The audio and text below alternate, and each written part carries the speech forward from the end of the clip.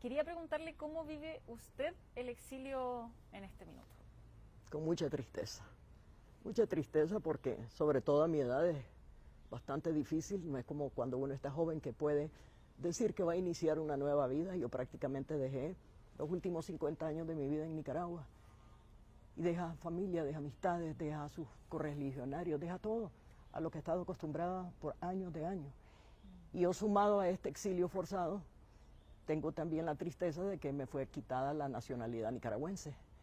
Entonces, las posibilidades de que yo pueda regresar algún día a Nicaragua mientras esté Ortega en el poder son muy pocas, ¿verdad? Entonces, la respuesta es con mucha tristeza, se vive el exilio. Bueno, en más de una oportunidad yo sé que su partido político ha sido declarado como ilegal o censurado, disuelto por el gobierno. Es la tercera vez. Nosotros iniciamos, y yo activamente en política en el año 2005. Nos quitaron un primer partido, cuando íbamos prácticamente éramos la oposición. Cuando vieron de que ya estábamos posicionada como tal, nos quitaron la personería jurídica. Después volvimos a formar otro, pasó lo mismo. Y este más reciente, que fui electa en un congreso, su presidente y representante legal, ya en el 2017, duramos 5 años y nos quitaron el año pasado esta personería jurídica también. O sea que para la militancia liberal de tantos años ha sido sumamente duro y difícil. Y en este contexto, ¿es posible la unidad opositora, teniendo en consideración que cada vez que se unen los disuelven? Es que depende de a qué se llama unidad, ¿verdad? O sea, yo no soy fanática de la palabra unidad porque cuando uno habla de temas ideológicos es muy difícil unir ideología. Sí me gusta el término alianzas estratégicas porque esas sí son muy probables y posibles. Y creo que en estas condiciones, los que estamos en el exilio, porque haciendo una breve explicación, los liderazgos opositores o están presos o estamos en el exilio, una de dos. No somos la oposición, porque obviamente una oposición para ser legítima tiene que ser electa por la gente y nosotros no hemos sido electos por nadie, pero estamos tratando de ser una oposición con credibilidad y sobre todo con un mensaje de esperanza para la gente que dejamos atrás, porque lo triste de Nicaragua, con casi cero noticias, cero información adentro del país, es cómo mandar ese mensaje que le dé esperanza a la gente, de aguantar, de tener esa resistencia, de tener el valor, de creer de que va a haber algo mejor. Y en eso debemos de enfocarnos los opositores que estamos en el exilio y que podemos ser la voz de aquellos que no tienen voz adentro de Nicaragua. Y ese es el esfuerzo que debemos hacer, sí. ¿Qué solución ve para Nicaragua? Yo sé que es muy idealista quizá la pregunta, pero ¿qué solución podría verse para recuperar la democracia ahora? Es una pregunta que no tiene respuesta en el corto plazo. Para que pueda haber una solución, tiene que haber voluntad política de Ortega. Eso es indiscutible. Nosotros hemos pasado ya por varias guerras civiles. Solo en los 80 murieron 50.000 personas. Nadie quiere más derramamiento de sangre. Entonces la única alternativa es realmente la vía cívica, y la vía cívica solamente se va a través de un proceso electoral. Para que haya un proceso electoral, tiene que haber voluntad política, y eso hasta el momento no la vemos por ninguna parte. ¿Qué rol juega en todo esto la cooperación internacional? A ver, la comunidad internacional nos pregunta y nos dice qué podemos hacer, pero lo único que nosotros podemos sugerir es que se mantenga vigente el tema de Nicaragua, sobre todo los presos políticos, ¿verdad?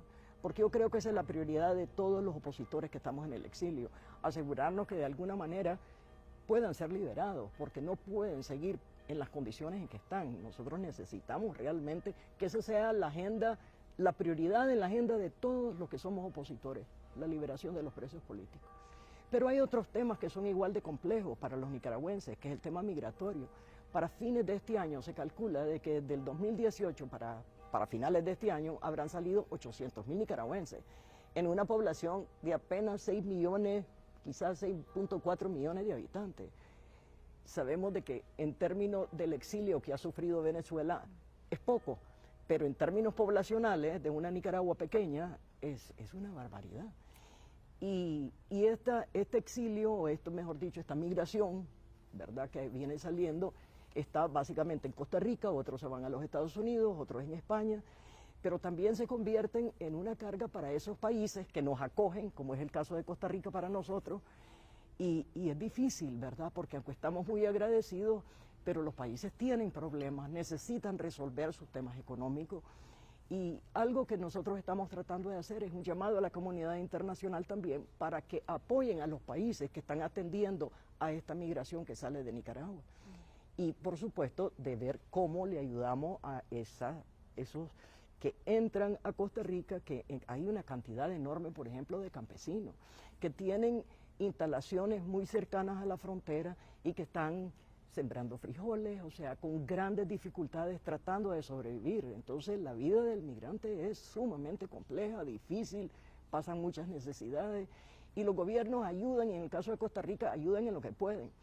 Entonces son temas que no es solamente los presos políticos, que si bien es la prioridad, hay otros que son también importantes, porque ese sufrimiento de todos esos que dejan su país por ir en condiciones tan difíciles a otros, merecen ser atendidos también, y eso es algo sumamente importante para nosotros como opositores.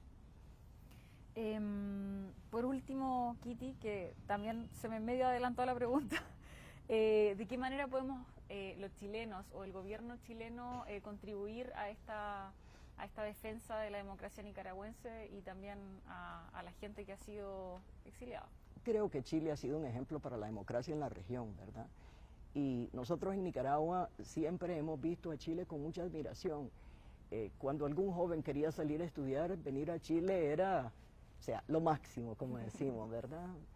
Y creo que el haber venido a participar en el Congreso de la Red Leal es un primer paso, ¿verdad? Y es una gran cosa que el anfitrión hayan sido ustedes precisamente aquí, porque de alguna manera esto nos va a permitir no solo conocernos mejor, sino también hacer esfuerzos como región, porque el problema de Nicaragua no es un problema de Nicaragua, es un problema de América Latina, como hay otros problemas también en América Latina, pero el que como liberales podamos juntarnos, analizar, ver qué podemos hacer y evitar que se repita en el futuro, ¿verdad?